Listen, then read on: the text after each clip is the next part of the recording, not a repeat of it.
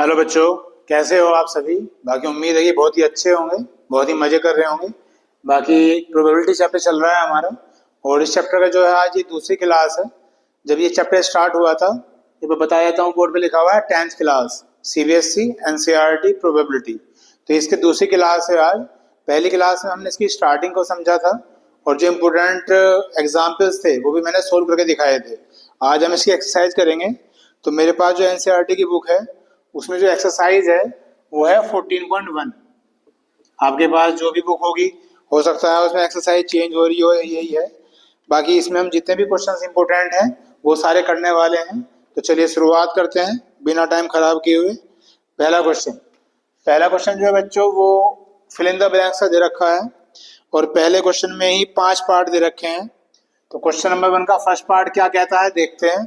हमेशा की तरह मैं क्वेश्चन पढ़ूंगा, डिटेल बनाऊंगा और आपको समझाने की पूरी कोशिश करने वाला हूँ। ठीक है, चलिए पहले का first part fill in the blank करने हैं।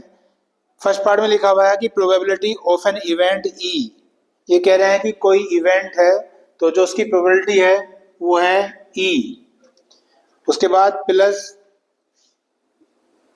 Probability of the event not E, और यहां क्या रखा है नॉट ई।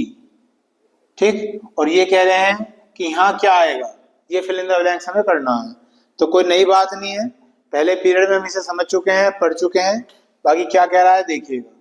कोई भी इवेंट होगी तो उसकी प्रोबेबिलिटी ई दे रखी है, लेकिन जब कोई इवेंट नहीं होती है तो उसे आप नोट ई भी लिख सकते हैं, या ई के ऊपर ऐसे बार लगा के भी शो किया जा सकता है। और ये डायरेक्ट हमारा एक फॉर्मूला था जो 1 के बराबर था, तो इसका आंसर क्या आ गया 1 आ गया है। बाकी आपको याद भी आ गया होगा जिन लोगों ने पहला इसका पीरियड देख लिया होगा, और जो डायरेक्ट इस पीरियड को देख रहे हैं तो पहला पीरियड जरूर देख लें। ठीक है, तो किसी भी इवेंट को होने की और ना होने की दोनों की जो प्रोबेबिलिटी का जो टोटल होता है बच्चों, वो हमेशा क्या होता है 1 होता है, और इसका आंसर आ गया है आपका 1। ये फर्स्ट पार्ट हो गया है। चलिए जी सेकंड पार्ट देखते हैं। सेकंड पार्ट में लिखा हुआ है बच्चों the probability of an event that can not happen. ये कह रहे हैं कि एक ऐसी इवेंट की प्रोबेबिलिटी बताओ जो हो ही नहीं सकती, जो हैपन नहीं हो सकती। तो जब कोई इवेंट हो ही नहीं रही, नॉट हैपन, तो उसकी प्रोबेबिलिटी क्या हो जाएगी बच्चों 0 हो जाएगी। क्योंकि प्रोबेबिलिटी तो तब इंक्रीज होनी शुरू होती है ना जब कोई इवेंट हो। इन्होंने तो कहा है कि कोई इवेंट हैपनिंग ही नहीं हो रही है, तो उसकी जो प्रोबेबिलिटी हो जाएगी क्या हो जाएगी 0। फिर इसी में लिखा हुआ है such an event is called. तो ऐसी कोई इवेंट जो हैपन ही नहीं होती, होती ही नहीं है, जिसकी प्रोबेबिलिटी क्या होती है 0 होती है, तो कह रहे हैं कि उस इवेंट को क्या कहते हैं। तो उस इवेंट को बच्चों कहते हैं इम्पॉसिबल इवेंट।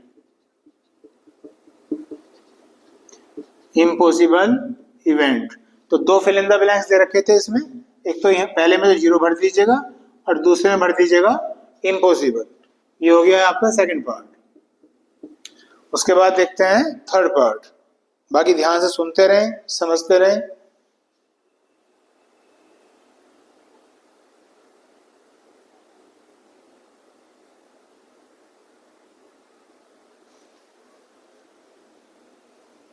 उसके बाद देखिएगा third part the probability of an event that is certain to happen. अब इसका उल्टा पूछ लिया कि ऐसी इवेंट की प्रोबेबिलिटी क्या होगी जो हैपन होगी, मतलब जो होनी निश्चित है। तो उसकी प्रोबेबिलिटी क्या हो जाएगी बच्चों, उसकी 1 हो जाएगी। अगर नॉट हैपन हो रही थी तो प्रोबेबिलिटी क्या थी 0, और अगर हैपनिंग हो रही है तो प्रोबेबिलिटी क्या हो जाएगी 1 हो जाएगी। और such an event is called, अगर ऐसी कोई इवेंट है तो ऐसी इवेंट को कौन सी इवेंट कहा जाता है, तो उसे कहते हैं श्योर इवेंट कह देते हैं या सर्टेन इवेंट कह देते हैं। 2 नाम है, जो सा भी आप इसमें लिखना चाहो, श्योर इवेंट या सर्टेन इवेंट। तो ये थर्ड पार्ट था। उसके बाद है बच्चों fourth part the sum of the probabilities of all the elementary events of an experiment is. ये कह रहे हैं कि कोई एक्सपेरिमेंट है, उसकी बहुत सारी इवेंट है, अगर उन सब की इवेंट की प्रोबेबिलिटी निकाली जाए तो उनका जो सम है वो क्या होगा। तो हम जानते हैं कि सम हमेशा क्या होगा 1 होगा। इससे भी हमें पता चल रहा है कि इसमें भी 2 इवेंट थी, एक तो हैपनिंग होने की और एक नॉट हैपन होने की। तो सम क्या आया है, देखो 1 ही आया है। इसलिए किसी भी एक्सपेरिमेंट के लिए कितने भी इवेंट हो, उन इवेंट की प्रोबेबिलिटीज का सम हमेशा बच्चों 1 ही होगा। तो इसका आंसर क्या आ गया हमारा, 1 आ गया। उसके बाद है fifth part, the probability of an event is greater than और equal to 0 and less than और इक्वल टू 1। ये भी हम पहले पढ़ चुके हैं, दो फिल इन द ब्लैंक्स है कि जो प्रोबेबिलिटी होती है वो हमेशा 0 से ग्रेटर रहेगी या इक्वल रहेगी, और लेस देन इक्वल टू हमेशा क्या रहेगी, 1 रहेगी। प्रोबेबिलिटी की वैल्यू 0 भी हो सकती है, प्रोबेबिलिटी की वैल्यू 1 भी हो सकती है, प्रोबेबिलिटी की वैल्यू 0 और 1 के बीच में हो सकती है। ठीक है, इससे बाहर कोई भी प्रोबेबिलिटी की वैल्यू नहीं होती। तो इस पांचवें पार्ट में भी दो फिल इन द ब्लैंक्स दे रखे थे, तो पहले फिल इन द ब्लैंक्स में 0 डाल देना और दूसरे फिल इन द ब्लैंक्स में 1 डाल देना। ये हमारे हो गए हैं पहले क्वेश्चन के पांचों पार्ट। चलिए जी,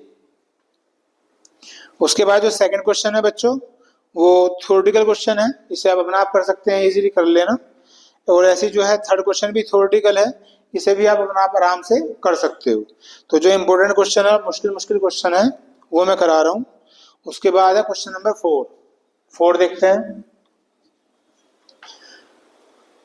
4 में 4 पार्ट दे रखे हैं, क्या कह रहा है अभी बताता हूं। पहले क्वेश्चन की मैच कर लो, आपका कौन सा है। ए दे रखा है 2/3, बी दे रखा है -1.5, उसके बाद सी दे रखा है 15%, उसके बाद डी दे रखा है 0.7।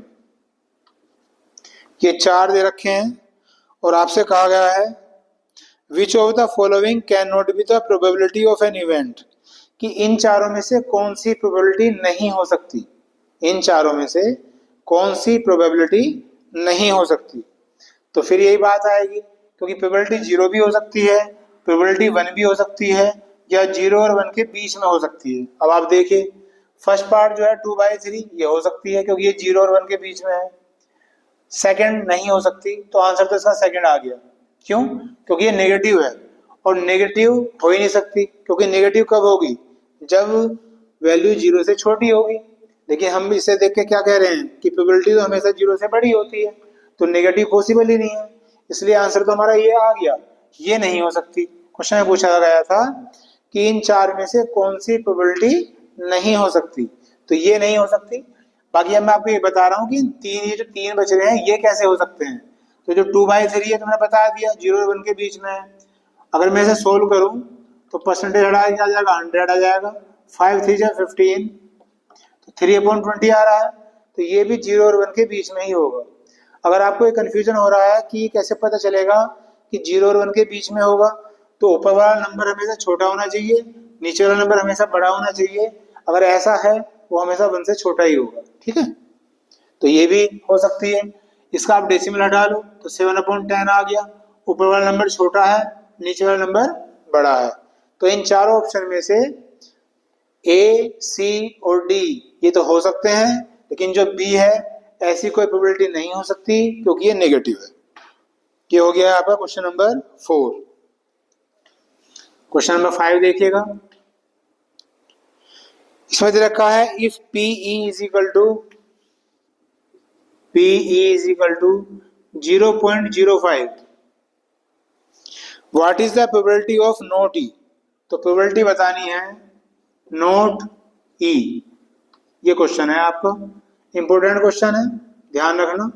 आने का तो कुछ भी आ सकता है, पूरे चैप्टर की ही नॉलेज होनी चाहिए, लेकिन फिर भी जो मैं बता रहा हूं उसे ध्यान से सुनते रहें, समझते रहें।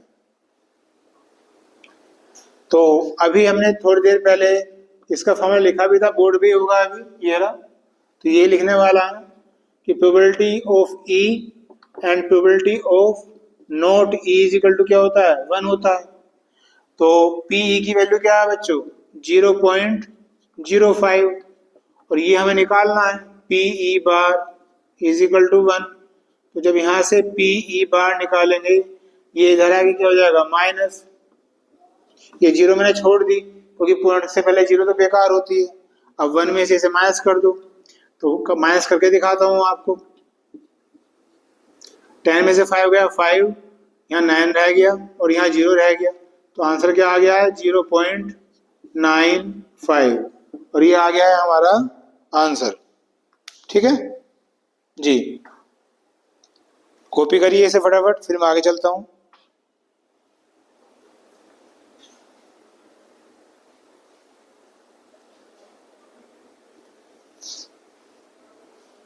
इधर वाला रब कर देता हूँ भाई।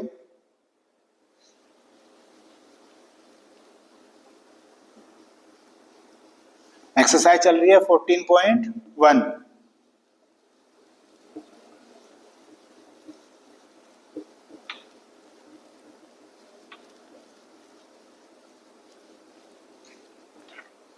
आगे देखिएगा, क्वेश्चन नंबर 6 में लिखा हुआ है ए bag contains lemon flavoured candies only. एक बैग में जो है कुछ कैंडीज हैं, कुछ टॉफीज हैं और लेमन फ्लेवर्ड है। थोड़ा सा डिटेल बना देता हूँ। कुछ कैंडीज दे रखी हैं, वो भी lemon flavoured. Malini takes out one candy without looking into the bag. Malini जो है एक टॉफी निकाल लेती है, एक कैंडी निकाल लेती है बिना बैग में देखे हुए। तो what is the probability that she takes out. अब उसके दो पार्ट दे रखे हैं। तो पहले पार्ट में पूछा है एन ऑरेंज फ्लेवर्ड कैंडी, तो प्रोबेबिलिटी बताओ ऑरेंज फ्लेवर्ड कैंडी की। आप खुद सोच लो, इस क्वेश्चन में जो जिक्र कर रखा था वो कर रखा था कि कैंडी जो है लेमन फ्लेवर्ड है। ठीक है, और क्वेश्चन क्या पूछा है ऑरेंज। लेकिन ऑरेंज का तो कोई जिक्र ही नहीं क्वेश्चन में, किसी भी कलर का, ऑरेंज छोड़ो, किसी भी कलर का कोई जिक्र नहीं कर रखा है, कोई मेंशन नहीं कर रखा है। तो प्रोबेबिलिटी क्या हो जाएगी 0 हो जाएगी, क्योंकि जो चीज दे नहीं रखी उसे आप फाइंड आउट कैसे कर सकते हो। ठीक है, इसलिए इसका आंसर तो 0 हो गया बच्चों। फिर सेकंड पार्ट में क्या कहा है ए लेमन फ्लेवर्ड कैंडी, और इसकी प्रोबेबिलिटी 1 हो जाएगी। 1 क्यों हो जाएगी, क्योंकि उस बैग में से हमें एक कैंडी निकालनी है और जितनी भी कैंडीज थी वो सब लेमन फ्लेवर्ड थी, है ना, और लेमन फ्लेवर्ड ही पूछ रहा है, तो प्रोबेबिलिटी क्या हो जाएगी 1 हो जाएगी। ठीक है, बस यही इसका आंसर था। अभी चैप्टर की स्टार्टिंग है तो छोटे छोटे क्वेश्चन बताए जा रहे हैं ताकि आपको बेटर अंडरस्टैंडिंग आ जाए इस चैप्टर की क्या है। चलिए जी आगे देखते हैं। Question number 7। जब मैं क्वेश्चन पढ़े करूँ तो साथ साथ पढ़े करूँ, मेरी साथ साथ अगर रहोगे आप, साथ साथ से मतलब जब मैं बोर्ड पे समझा रहा हूँ तो आप समझिए, जब मैं लिखने का टाइम दे रहा हूँ तब आप लिखिए, जब मैं क्वेश्चन पढ़ रहा हूँ तो आप भी क्वेश्चन पढ़िए। अगर आप ऐसा करेंगे तो बहुत बेटर समझ में आएगा, क्योंकि हर एक चीज का एक तरीका होता है ना। अब मान लें हम इसका थोड़ा सा उल्टा करके देखते हैं, मैं यहाँ समझा रहा हूँ, आप ही क्वेश्चन उतार रहे हो। ठीक, मैंने कहा उतार लो तो आप क्वेश्चन पढ़ने में लगे हुए हो, तो फिर कुछ समझ में नहीं आएगा, सब चीजें आगे पीछे हो जाएंगी। तो थोड़ा सा आप मैनेज करो, बाकी मैं समझा ही रहा हूँ, सब चीजें आपकी समझ में आ जाएंगी। देखिए मैं 7 क्वेश्चन पढ़ रहा हूँ। It is given that in a group of 3 students. तो थोड़ा डिटेल बना लेते हैं। जो टोटल स्टूडेंट्स हैं ग्रुप में वो कितने स्टूडेंट हैं 3। The probability of 2 students not having the same birthday. तो ये कह रहे हैं कि 2 बच्चों का सेम बर्थडे अगर ना हो, not having the same birthday, तो नॉट थोड़ा शॉर्ट फॉर्म में लिख देता हूं,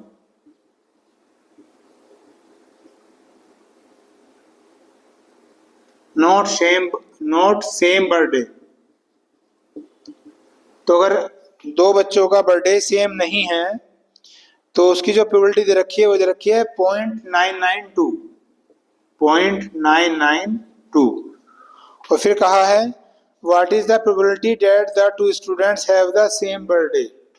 तो प्रोबेबिलिटी निकालनी है सेम बर्थडे की। ये है हमारा क्वेश्चन। ठीक है, तो टोटल 3 बच्चे हैं और 2 बच्चों का सेम बर्थडे अगर नहीं है तो प्रोबेबिलिटी ये है, और अगर सेम बर्थडे हो तो बताओ। तो कोई अलग क्वेश्चन नहीं है बच्चों, तो वही लगा दो, PE plus PE bar is equal to 1। क्यों, क्योंकि सेम बर्थडे क्या होगी, कोई इवेंट हो गई, और सेम बर्थडे नहीं है तो क्या हो जाएगा नॉट ई, है ना। तो जब कभी ऐसा क्वेश्चन आएगा तो ये प्रॉपर्टी लगेगी। तो आप सेम बर्थडे की निकालनी है तो इस बार ये निकाल लेना है पीई, और नोट सेम बर्थडे नोट वाली एंट्री है तो ये दे रखी है 0.992 इज इक्वल टू 1। तो जब यहाँ से पीई निकालेंगे ये इधर आके क्या हो जाएगा, माइनस हो जाएगा। इसे माइनस करिए, माइनस करके दिखाता हूँ। 1.000.992 माइनस कर दो, 10 में से 2 गया 8, 9 में से 9 गए 0, 0 और 0, तो ये आ गया है 0.008। ये आंसर आ गया है जी। करिए copy.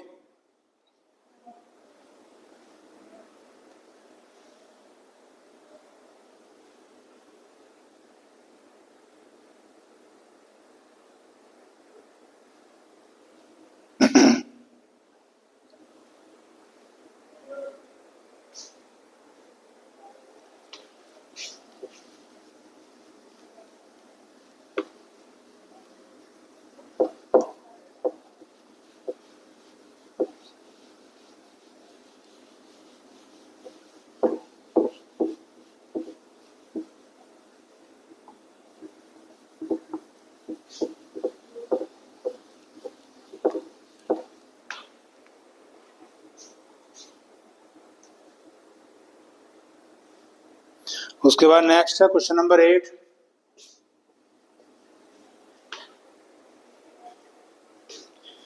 A bag contains 3 red balls and 5 black balls. जो रेड बॉल है वो 3 है, जो ब्लैक बॉल है वो 5 है। A ball is draw at random from the bag. तो बैग में से जो है एक बॉल बाहर निकाली जाती है। तो what is the probability that the ball draw, 2 part दे रखे हैं कि प्रोबेबिलिटी बताओ।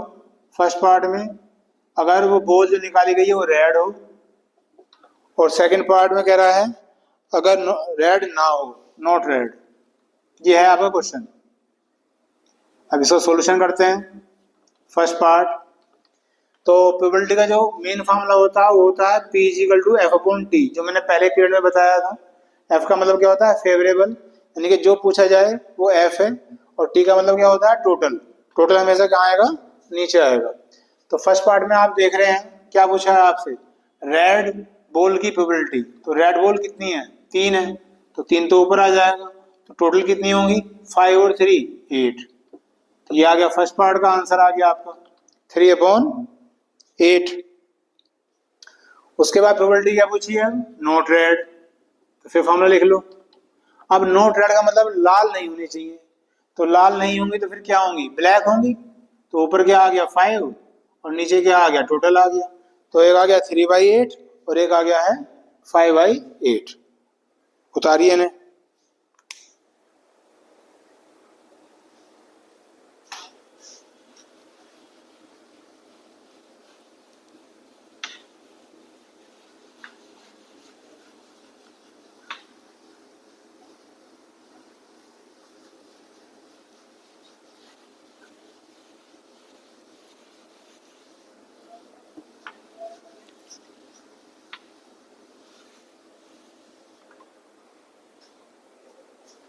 उसके बाद है क्वेश्चन नंबर 9। क्वेश्चन नंबर 9 में कहा गया है कि a box contains 5 red marbles. इस बार मार्बल्स दे रखे हैं, तो रेड कितने हैं, 5 है। 8 वाइट मार्बल्स, वाइट मार्बल्स कितने हैं, 8 हैं। 4 ग्रीन मार्बल्स, और ग्रीन मार्बल्स कितने हैं, 4 है। 1 marble is taken out of the box at random. फिर एक मार्बल निकाल लिया है, तो what is the probability, probability बताओ that the marble taken out will be. 3 part दे रखे हैं, ऐसे क्वेश्चन है ये भी कि जो भी मार्बल निकाला है उसकी प्रोबेबिलिटी क्या है, रेड अगर निकलेगा तो प्रोबेबिलिटी क्या होगी, अगर व्हाइट निकल जाए तो प्रोबेबिलिटी क्या होगी, और थर्ड पार्ट में क्या है, नॉट ग्रीन, ग्रीन नहीं होना चाहिए तो प्रोबेबिलिटी क्या होगी। सेम ही क्वेश्चन है, तो यही कर देता हूँ आगे क्योंकि छोटा सा क्वेश्चन है। तो वही formula P equal to F upon T. अब रेड की प्रोबेबिलिटी पूछी है तो रेड कितनी है 5 है, 5 ऊपर लिख लेंगे। अपॉन में क्या आएगा टोटल, तो टोटल सबको जोड़ लो, कितना हो रहा है टोटल 8 और 5 13 और 4 17, तो क्या आ गया ये 5/17 आ गया। फिर वाइट की प्रोबेबिलिटी क्या होगी, फिर फार्मूला P = F/T। अब वाइट मार्बल कितने हैं 8 है और टोटल कितना है 17 है, ये आंसर आ गया। थर्ड पार्ट में कह रहा है नॉट ग्रीन, ग्रीन नहीं होनी चाहिए, तो ग्रीन कितनी है 4 है, ग्रीन नहीं होनी चाहिए तो ये तो छोड़ दो। अब जब ग्रीन नहीं होगी या तो वो व्हाइट होगी या रेड होगी, तो इन दोनों को ऐड करना पड़ेगा। तो 8 और 5 13 ऊपर आ गया, टोटल कितना है 17। बस ये क्वेश्चन हो गया आपका, ठीक है, करिए कॉपी।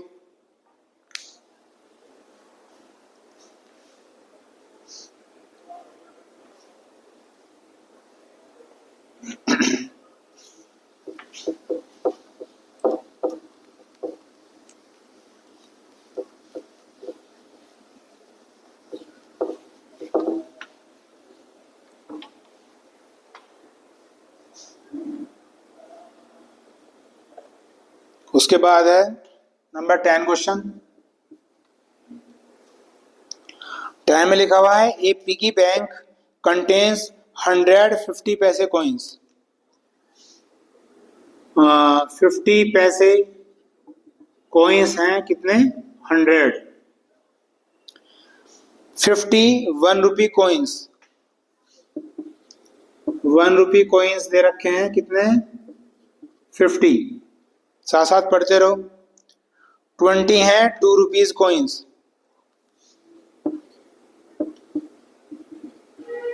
2 रुपीज कॉइन्स हैं 20 and 10 5 rupees coins, 5 rupees coins हैं 10, ठीक। If it is equally likely that one of the coins will fall out when the bank is turned upside down। अब ये कह रहे हैं कि जब उस पिगी बैंक को ऊपर नीचे रखा गया तो एक कोइन वहां से स्लिप हो गया और नीचे गिर गया, तो what is the probability, probability बताओ डेट द कोइन। अब इसके दो पार्ट पूछ रखे हैं, ठीक है, यहां से आगे यहां कर रहा हूं मैं। पहले फर्स्ट पार्ट क्या पूछ रखा है, फर्स्ट पार्ट पूछ रखा है कि द कोइन विल बी ए 50 पैसे कॉइन्स, यानी कि प्रोबेबिलिटी बतानी है कि वो 50 पैसे का कॉइन होना चाहिए जो गिरा है नीचे, ठीक है। और सेकंड पार्ट में क्या कहा गया है, will not be A 5 rupees coin,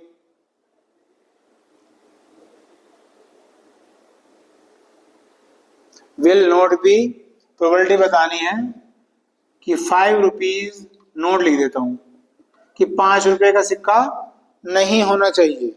ये है दो प्रोबेबिलिटी बेटा, ठीक है। तो क्वेश्चन सेम ही है, कुछ अलग नहीं है, करते हैं सॉल्यूशन निकालते हैं इसका। फर्स्ट पार्ट फॉर्मूला लिख लेते हैं P = F/T। इसलिए मैं बार बार कह रहा हूँ कि पहला पीरियड जरूर देखना ताकि ये फॉर्मूला कैसे बना है थोड़ा सा उसके बारे में अंडरस्टैंडिंग हो जाएगी आपको, ठीक। चलो करते हैं। तो फेवरेबल मैंने अभी क्या बताया, जो चीज क्वेश्चन में पूछी जाएगी वो फेवरेबल है, यानी कि वो F से रिप्रेजेंट किया जाता है। तो क्या पूछा है फर्स्ट पार्ट में कि 50 पैसे का कॉइन्स होना चाहिए। अब देखो 50 पैसे के कॉइन्स कितने हैं, 50 पैसे के कॉइन्स कितने हैं 100 है, तो यहाँ 100 लिखेंगे और अपॉन में क्या आएगा टोटल, तो इन सबको ऐड कर लो, तो 100 50 150 170 और 180, तो टोटल कॉइन्स हो गए हैं कितने 180 हो गए हैं टोटल कॉइन्स, ठीक। ये आ जाएगा नीचे। अब इसे कटिंग करो, 0 से 0 कैंसिल, 2 5 जा 10, 2 9 जा 18, क्या आंसर आ गया है 5/9 आ गया। चेक करते हैं, ठीक है जी, ये आंसर आ गया आपका फर्स्ट पार्ट का। अब करते हैं सेकंड पार्ट, फिर फॉर्मूला लिख लो P = F/T। अब क्या कह रहे हैं कि 5 रुपए का कॉइन नहीं होना चाहिए, 5 रुपीज नोट, 5 रुपए का कॉइन नहीं होना चाहिए, यानी कि 5 रुपए के कॉइन को छोड़ के बाकी तो कोई भी हो सकता है ना, तो उन सबको ऐड करना पड़ेगा। अब 5 रुपए के कॉइन कितने हैं 10, इसे छोड़ दो, बाकी ये सब ऐड कर लो, 100 150 170, तो 170 तो ऊपर, टोटल तो हमेशा नीचे ही आएगा, तो 0 से 0 कट गई और आंसर आ गया है 17/18, और ये आ गया है हमारा दूसरा आंसर, ठीक है। चलिए जी कॉपी करते रहो। 9 हो गया है, 10 हो गया है। अब करते हैं क्वेश्चन नंबर 11।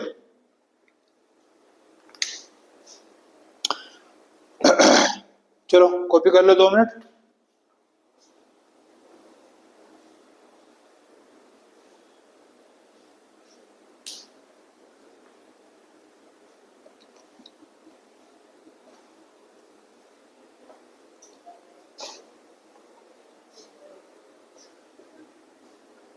चलो मैं 11 कर देता हूँ, फिर वो थोड़ा सा टाइम दे दूंगा, पहले 11 समझ लो, है ना।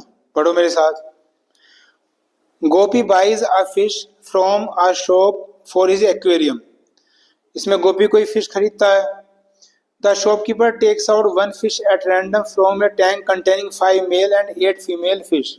अब कोई टैंक है जिसमें जो मेल फिश है वो तो है 5 और जो फीमेल फिश है वो है 8।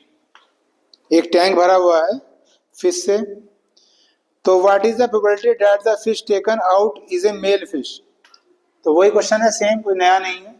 तो प्रोबेबिलिटी बतानी है कि जो फिश है वो मेल होनी चाहिए।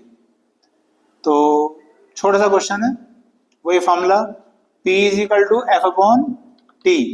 अब एफ का मतलब क्या है, फेवरेबल, यानी कि जो चीज पूछी जा रही है। तो पूछी क्या जा रही है, मेल। तो मेल फिश कितने थी, 5 अपॉन में टोटल 8 और 5 13, बस यही आंसर आ गया। तो क्वेश्चन भले ही चाहे लेंथी हो लिखने में, तो जब लेंथी क्वेश्चन होता है ना उसे डरे मत करो, उसे थोड़ा सा समझे करो और अपने कंसेप्ट पे ध्यान लगाया करो। क्वेश्चन जितना बड़ा होगा पढ़ने में वो उतना ही आसान होता है नॉर्मली, सभी तो नहीं लेकिन जनरली ऐसा होता है। अभी क्योंकि हम आप 10th क्लास में पढ़ रहे हैं, जब हम बड़ी क्लास में आ जाएंगे बीटेक वगैरह या एमटेक वगैरह, 12th में आगे की बात कर रहा हूँ, तो ये बात अप्लाई नहीं होने की। लेकिन जनरली अगर हम 8 9 10th की बात करें अगर, तो बड़ा क्वेश्चन जो दिखने में होता है वो बहुत ही आसान होता है। ये थोड़ा सा आप सोच के चलें, मान के चलें। तो ये हो गया क्वेश्चन नंबर 11। कॉपी करो है।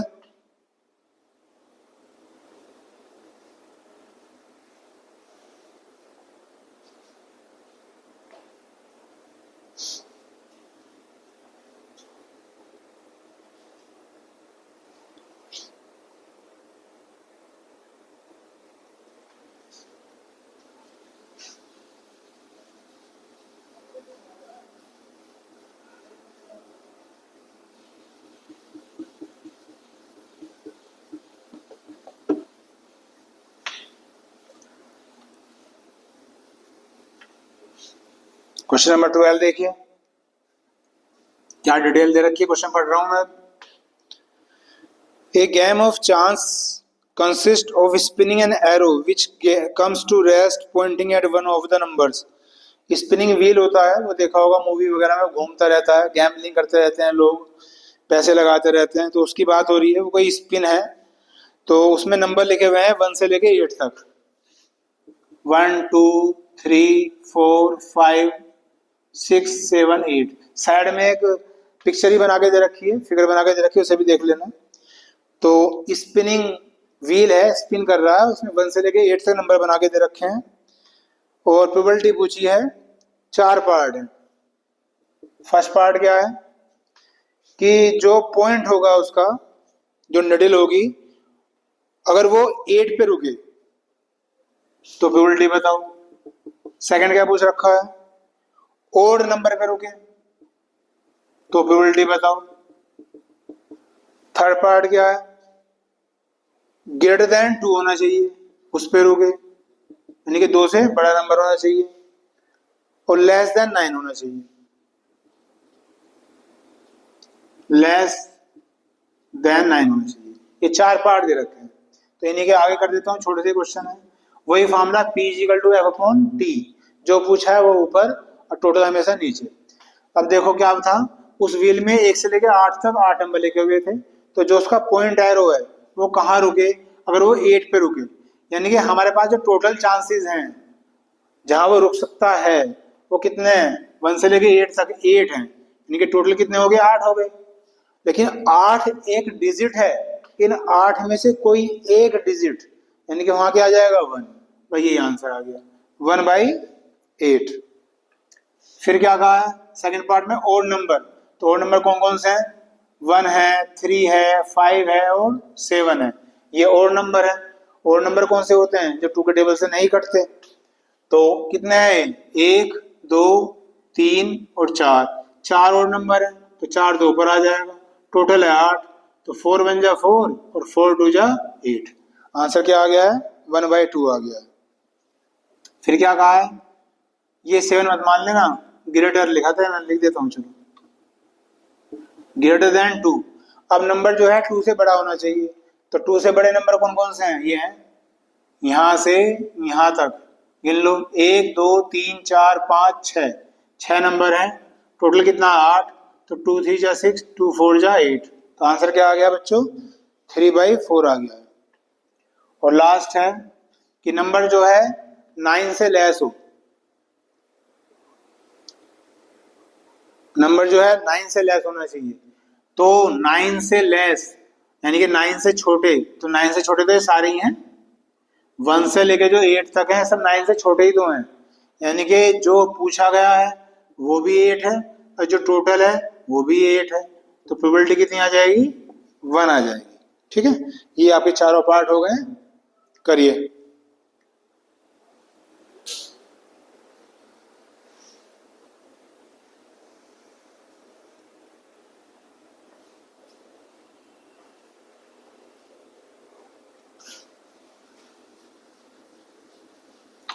अभी से कॉपी कर लो, इतना मैं सर्व करूं।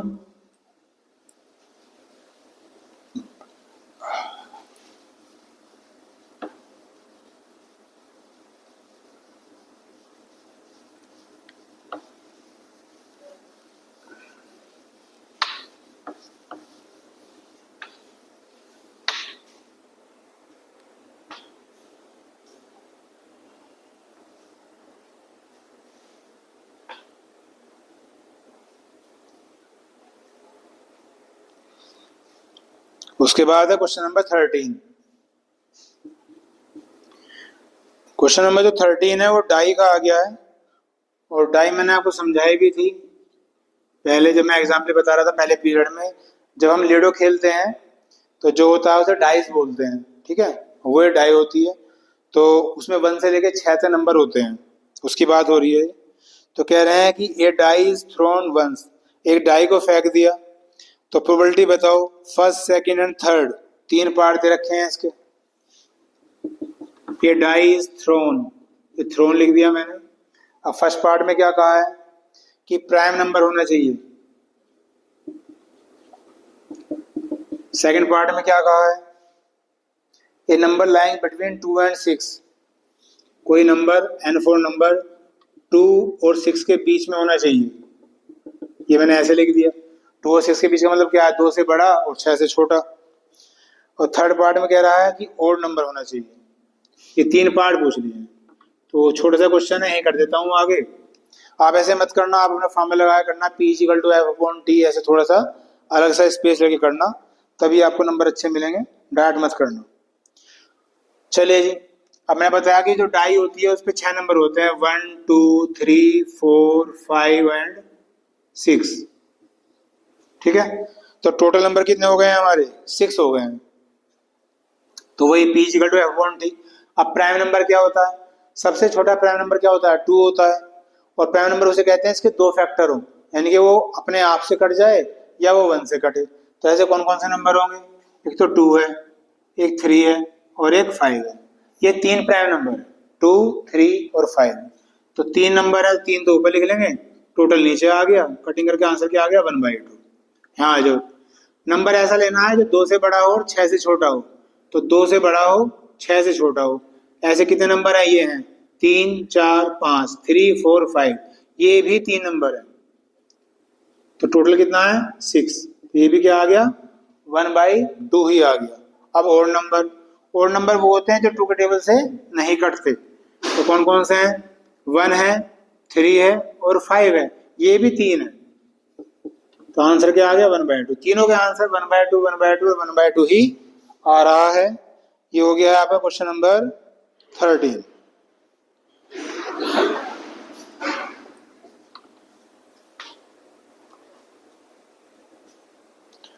उसके बाद है क्वेश्चन नंबर 14।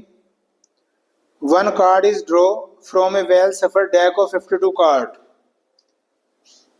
52 पत्तों की एक गड्डी है, जो ताश होते हैं, कार्ड्स होते हैं, और और उनमें से एक पत्ता निकालना है। पार्ट दे रखे हैं 6।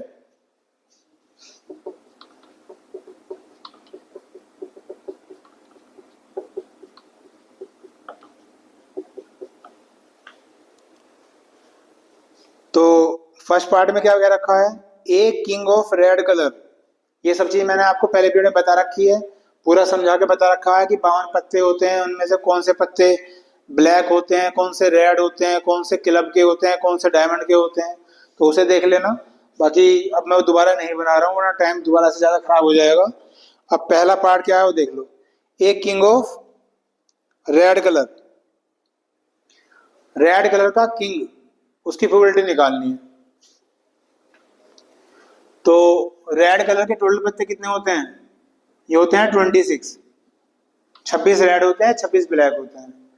और ये कह रहे हैं कि ये किंग होना चाहिए रेड कलर का, ठीक है, तो एक होना चाहिए, तो 1/26 बस, यही आंसर आ गया। वही P=F/T करके आ रहा है सब कुछ। सेकंड पार्ट देखो अपनी बुक में, ए फेस कार्ड, ए फेस कार्ड। अब फेस कार्ड कितने होते हैं टोटल,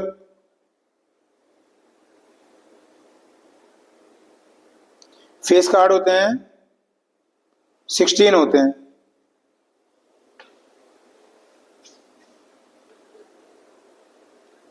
फेस कार्ड क्या होता है, जिसमें फेस बना हो। जो जैक है, जोकर, वे 4 होते हैं। जो क्वीन है वो 4 होती है। जो किंग है वो 4 होते हैं, है ना।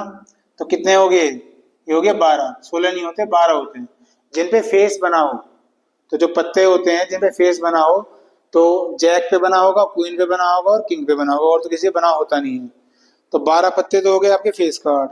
और ये क्या कह रहा है, ये कह रहा है कि प्रोबेबिलिटी बताओ कि इनमें से एक फेस कार्ड निकले। तो जब एक फेस कार्ड निकालेंगे बच्चों, तो कैसे करेंगे।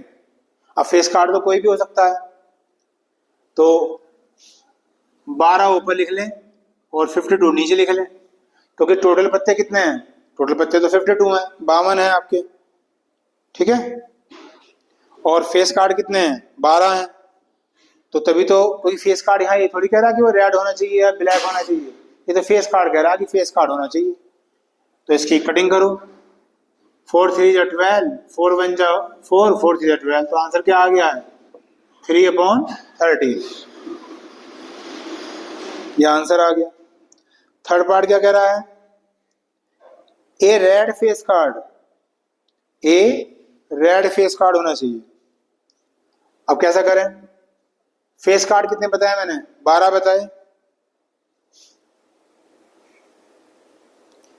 तो अगर मान लिया मैं ऐसा करता हूं, तो टोटल कितने हैं, वही 52 हैं। और जो रेड फेस कार्ड होंगे वो कितने होंगे, रेड फेस कार्ड होंगे आपके 6, क्योंकि टोटल 12 है ना फेस कार्ड, टोटल तो 12 है, तो 6 तो हो जाएंगे बच्चों रेड और 6 हो जाएंगे ब्लैक। अगर ये क्वेश्चन आपको समझना है, अगर आपको पहले से आता है बहुत अच्छी बात है, अगर ये समझना है तो पहले पीरियड में जाओ, वो जो मैंने बना रखा है ना कार्ड का, कितने कितने कैसे कैसे होते हैं उसे समझना जरूरी है, वरना समझ में नहीं आएगा। 12 फेस कार्ड हैं, 6 रेड होंगे, 6 ब्लैक होंगे। तो प्रोबेबिलिटी क्या पूछी है इसने, इसने प्रोबेबिलिटी ये पूछी है कि ए रेड फेस कार्ड। अब रेड फेस कार्ड, तो रेड फेस कार्ड कितने हो गए 6, कटिंग करो, 2 3 या 6 और 2 से काट दो, तो आंसर कितना आ गया 3/26। ये आंसर आ गया। फोर्थ पार्ट देखो क्या है, द जैक ऑफ हार्ट। अब टोटल पत्ते फिर वही हैं 52। अब जो जोकर होते हैं वो कितने होते हैं, 4 होते हैं, लेकिन इसने जैक ऑफ हार्ट कहा है। अगर वो कहता है जैक तो मैं यहां लिखता 4, लेकिन जो हार्ट का जैक होता है वो सिर्फ एक ही होता है, इसलिए आंसर आ जाएगा 1/52। फिर क्या कहा है 5वें पार्ट में, ए स्पेड। तो टोटल कार्ड कितने होते हैं 52 और स्पेड कितने होते हैं 13, तो कटिंग कर दो, 13 1 13, 13 4 52, तो आंसर कितना आ गया है 1/4। 6 पार्ट में है द क्वीन ऑफ डायमंड। तो जो डायमंड, वैसे तो क्वीन 4 होती हैं, लेकिन जब डायमंड की क्वीन कह रहा है तो डायमंड की क्वीन तो एक ही होगी ना। तो आंसर क्या आ गया बच्चों? 1/52। ठीक है, तो ये हो गया आपका क्वेश्चन नंबर 14। करिए कॉपी।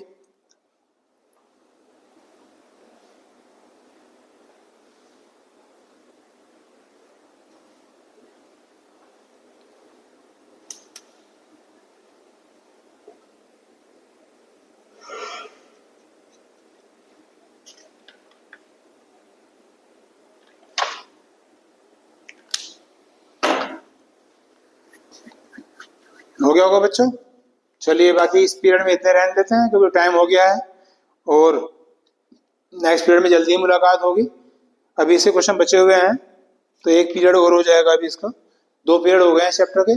बाकी उम्मीद करता हूँ कि आपको समझ में आ रहा होगा। बाकी आप मुझे देख रहे हैं, सुन रहे हैं। Thank you very much.